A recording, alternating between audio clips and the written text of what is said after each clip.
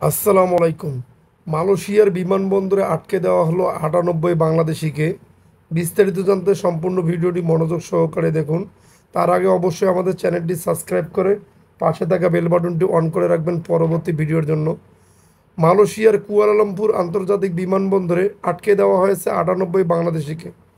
বিমানে করে ঢাকা থেকে কুয়ালালামপুর গেলেও দেশটিতে প্রবেশের অনুমতি পাননি তারা। শুক্রবার ১৫ আগস্ট এক প্রতিবেদনে এ তথ্য জানিয়েছে মালয়েশীয় বার্তা সংস্থা বারানামা। এতে বলা হয়েছে, মালয়েশিয়ার সীমান্ত নিয়ন্ত্রণ এবং সুরক্ষা সংস্থা একেপিএস বিমানবন্দরের প্রথম টার্মিনালে রাত ১টা থেকে সকাল ৭টা ৩০ মিনিট পর্যন্ত অভিযান চালায়। এ সময় ১৮১ জনের কাগজপত্র পরীক্ষা নিরীক্ষা করেন সংস্থাটির কর্মকর্তারা, যার মধ্যে ৯৮ বাংলাদেশি মালয়েশিয়ায় প্রবেশের প্রয়োজনীয় ডকুমেন্ট দেখাতে পারেননি। পরে তাদের নো টু ল্যান্ড নোটিশ দেওয়া হয়। একেপিএস এক বিবৃতিতে বলেছে, যাদের আটকে দেওয়া হয়েছে তারা ঢাকা বাংলাদেশ থেকে একটি ভোরের ফ্লাইটে এসেছেন। দিনের বেলা যেহেতু কঠোর পরীক্ষা নিরীক্ষা করা হয়, সেটি এড়াতে খুব সম্ভবত তারা ভোরে আসেন।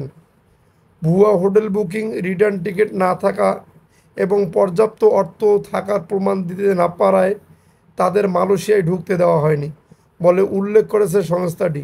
তারা বলেছে, যাদের আটকে দেওয়া হয়েছে তারা পর্যটন ভিসায় এসেছে, খুব সম্ভবত মালয়েশিয়ায় প্রবেশ করে ভিসার অপব্যবহার করত। তাদের অবৈধভাবে কাজ ও থাকার পরিকল্পনা ছিল।